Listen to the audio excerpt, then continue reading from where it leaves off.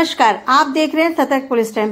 आषाढ़ी एकादशी के दिन नरेंद्र मेहता जी ने विट्ठल रुक्मणी जी की प्रतिकृति बनवाई, जहां पर मीरा रोड के श्रद्धालु तो दर्शन करने आए, साथ में बाहर से भी श्रद्धालु दर्शन करने आए।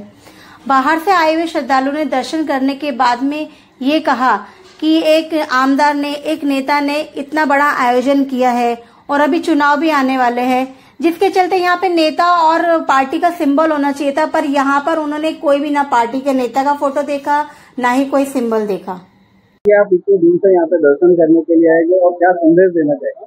सर्वप्रथम सभी को आषाढ़ी एकादशी की ढेर सारी शुभकामनाएं। इस विषय पे एक राजकीय नेता, एक आमदार एक कार्यक्रम कर रहा है और इलेक्शन के माहौल में एक आमदार का कार्यक्रम कर रहा है, मतलब वहाँ पे पार्टी का सिंबल, पार्टी के बड़े बड़े नेताओं का फोटो होना चाहिए। मैं रास्ते से जब आ रहा था कार में तो देखा कहीं भी एक भी कोई बड़े नेता का फोटो नहीं, कोई पार्टी का सिंबल नहीं है। सबसे पहला मुझे कार्यक्रम हर्षित करने वाली चीज यही है कि एक राजकीय नेता आमदार कर रहा है कार्यक्रम और वहाँ पे कोई पक्ष का फोटो नहीं, बैनर नहीं। दूसरा, रही बात विठोबा की, विठोबा से जो सीखने वाली चीज है, उन्होंने उनको प्रसन्न हुए जो अपने माँ बाप को खुश रखे। कुंडलिक, मेरी सभी युवाओं से एक ही प्रार्थना है, अपने माँ बाप की निश्चिंत सेवा करो, भगवान स्वयं तुमको मिलने के लिए घर पे आएंगे, हमको पंढरपूर जाने की जरूरत नाही आहे। या कीर्तनाच्या माध्यमातून विठ्ठल आणि रुक्माईचं दर्शन साक्षात आपण करून दिलं आम्हाला। आणि अचानक मनात विचार आला की पंढरपूर दर्शनाला जायला पाहिजे आपण, पण तिकडे जायला आपल्याला भाग्यच लागतो, बोलून होत नाही। तर मनात असा खंत झाला की असे कितीतरी लोक असतील या शहरामध्ये ज्यांना दर्शनाला जायचं असेल पण काही ना काही कारण असेल की जाऊ शकत नाही। हेल्थचं कारण असू शकतो, वयाचं कारण होऊ शकतो, गर्दीचं कारण होऊ शकतो। मग त्यावेळी असं मनात विचार आला की आपण पंढरपूरला जाऊ शकत नाही तर विठोबाची आणि रुक्माईची स्थापना आपण करूया आणि आषाढी एकादशीची एक दिवसाची आपण स्थापना करूया।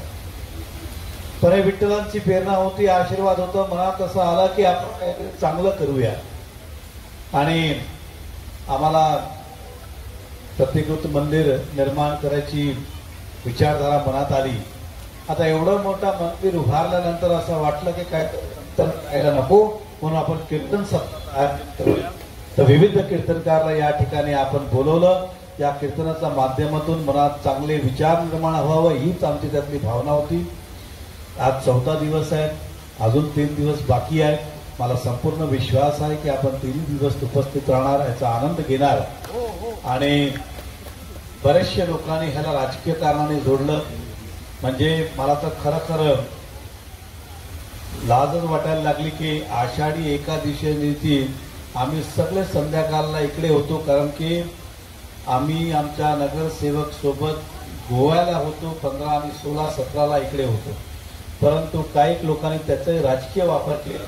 2 दिवसाच्या अगोदरचे फोटो काढले आणि येतात आणि त्यांचे सगळं नगरसेवक हे आषाढी एकादशी दिवशी गोव्याला आहेत। म्हणजे किती विकृत बुद्धी त्यांची असेल, म्हणजे विठ्ठलांना आमच्या बरोबर असं जोडून असं पाप कधी त्यांना माफ करणार नाही।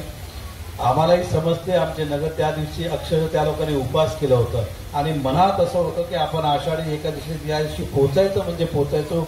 आम्ही सर्व पोहोचले, दर्शन घेतलो, आमचा सोशल मीडियावर फोटो तरी आहे, तरी सर्व या ठिकाणी करायला वारकऱ्यांना गुंके वारकरी कधी माफ करणार नाही अशा प्रकारचा सामनाने तर बातमीच छापली सामना पेपरने। खरं आमचं सोशल मीडिया बघितलं असतं, इकडचे न्यूज चॅनल बघितलं असतं तर आषाढी, आता आज तर मी फ्लाईटचं तिकीटच टाकलं की भाई माझी रिटर्न तिकीट आषाढी, मग मी तिकडे कसं असणार गोव्याला। तरी अशा प्रकारची विकृत बुद्धी केली। देवाने त्यांनाही सद्बुद्धी द्यावी, त्यांचंही भलं व्हावं हीच आमची देवाचरणी प्रार्थना करणार। परंतु आम्हाला ज्या ज्या वेळी असं टोचणार आमचा उत्साह अजून वाढतच जाणार, कमी होणार नाही। महाराजांनी आता सांगितलं की ज्या लोकांची भावना आहे की आपण दरवर्षी केलं पाहिजे, आणि मी सांगतो की असं कार्य करायला पैसे लागत नाही, मेहनत लागत नाही, पुण्य आणि नशीबच लागतो। सत्य आहे की नाही? अनेक धनवान आहेत, अनेक मेहनती लोक आहेत, पण तो नशीब आणि पुण्यच लागतो। मला तरी असं वाटतं की विठोबांचा आशीर्वाद होतं, त्यांची प्रेरणा होती। आम्ही तर मात्र निमित्त ठरलो, हे व्हायचंच होतं आणि आम्ही दरवर्षी निमित्त झालो तर आम्हाला आनंदच होणार आहे, याचा अभिमानच होणार आहे। तर आम्ही क्षमायाचनाही करतो. आम्ही मनापासून पहिलाच वर्ष आमचं आहे आणि श्रद्धे आणि आस्थाने हे आम्ही केलेलं आहे आणि जे काम आम्ही असे करतो ते श्रद्धा आणि आस्थेनेच करतो. ह्याला कुठलंही राजकारण नाही आहे. परंतु काही लोकांना असं वाटतं सगळंच काही राजकारण होत नाही आणि अशा प्रकारे राजकारण होत असेल तर देव बघतो ना. बरोबर आहे. देव बघतो ना. बरोबर आहे. त्याला सर्व माहीत पडतो ना हे कशासाठी भावनाने आहे, श्रद्धाने आहे की आम्ही त्यांचा उपयोग करतोय. म्हणून परत एकदा सर्वांना शुभेच्छा. आपलं असंच प्रेम आणि स्नेह राहू द्या. मी परत एकदा महाराजांचा आभार व्यक्त करतो. आपण आमच्या विनंतीला मान होऊन या ठिकाणी उपस्थित राहिले आणि सर्व भजन मंडळीचा सुद्धा मनापासून आभार व्यक्त करतो. धन्यवाद. जय हिंद, जय महाराज, जय विठ्ठल.